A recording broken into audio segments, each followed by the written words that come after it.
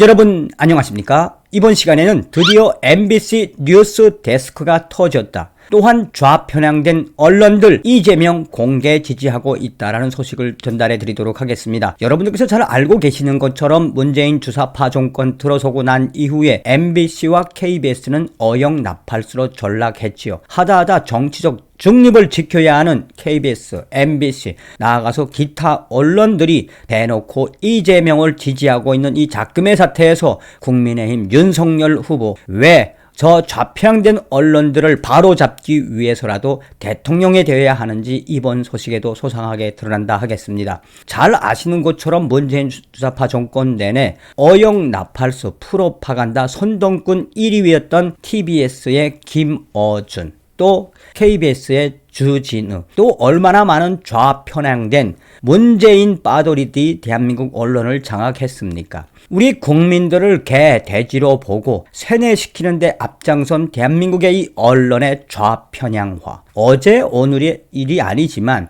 이제 대놓고 KBS와 MBC가 이재명을 지지하고 있는 이 작금의 사태에서 우리 국민들 또 한번 정신 바짝 차려야 합니다. 그래서 윤석열 후보가 반드시 대통령이 돼서 좌편향된 저 언론들을 때려잡아야 한다는 소식이 오늘의 본질이다 하겠습니다. 여러분들께서 살려주신 정성산 감독, 정성산 TV 좋아요, 구독, 알림은 큰 힘이 되겠습니다. 후원해주시는 모든 분들께 가열차게 멸공, 광고를 봐주셔서 감사합니다. 자, 펜 앤 마이크는 지금 현재 MBC 뉴스 데스크가 어느 정도 도가 넘었는지, 어느 정도로 지나친 이재명 편에서 이 방송을 하는지 소상하게 전하고 있습니다. 불공정 보도 국민감시단 금주 최악의 프로그램은 MBC 뉴스 데스크. 20대 대통령 선거 불공정 보도 국민감시단은 12월 5주차 언론 모니터링 결과를 분석하고 그 내용을 발표했다.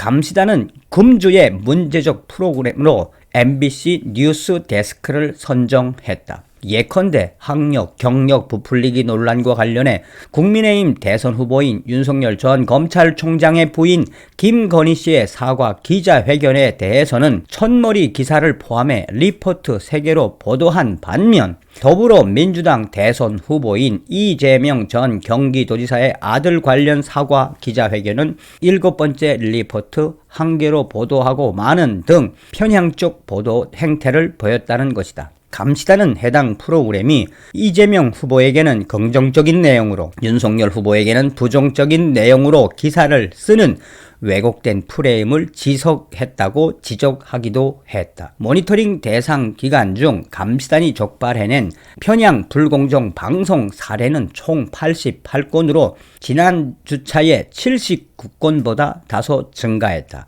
유형별로는 편향성 혹은 편파 진행이 25건으로 가장 많았고 주관적 편견, 자의적 해석은 14건. 이슈 편향은 13건, 쟁점 프레임 왜곡 10건 등이 그 뒤를 이었다라고 전하고 있습니다. 이 밖에도 감시단은 KBS 1라디오 주진우의 더 라이브의 경우 지난 12월 27일 KSOI 여론조사 결과를 소개하며 지난주 오차범위 내에서 이재명 후보가 윤석열 후보를 넘어섰다고 밝히고 이를 근거로 이재명 후보와의 인터뷰를 진행했는데 지난 10월 13일 선거방송기획단이 발표한 개정 선거방송준칙 5조 3항을 정면 위반한 사례에 해당한다라고 지적하고 있습니다. 해당 조항은 여론조사 결과 후보자 간 지지율 격차가 오차 한계 내에 있는 경우 경합으로 보도하는 것을 원칙으로 하며 차이를 부각시키는 내용으로 보도해서는 안 된다고 정하고 있다. 그러면서 감시단은 같은 날 발표된 리얼미터 여론조사의 경우 윤 후보가 이 후보를 근소한 차이로 앞섰음에도 해당 방송은 이 같은 조사 결과는 프로그램 제작에 반영하지 않았다라고 전하고 있습니다. 이하 20대 대통령 선거 불공정 보도 국민감시단이 지적한 편파 왜곡 방송 사례. 12월 27일 YTN 이동형의 뉴스 정면 승부. 이재명 후보 측 정책은 길게 소개하면서 긍정적인 반응 위주로 보도한 반면 윤석열 후보 캠프를 연결해서는 정책에 대해 문의하는 대신 김건희 씨 사과 관련 부정적 내용의 질의를 주로 했다. 12월 27일 MBC 김종배의 시선집중. 김건희 씨 사과 이슈 소개 도중 국민의힘 출연자가 더불어민주당 이재명 후보 아들에 대한 부정적인 평가를 하자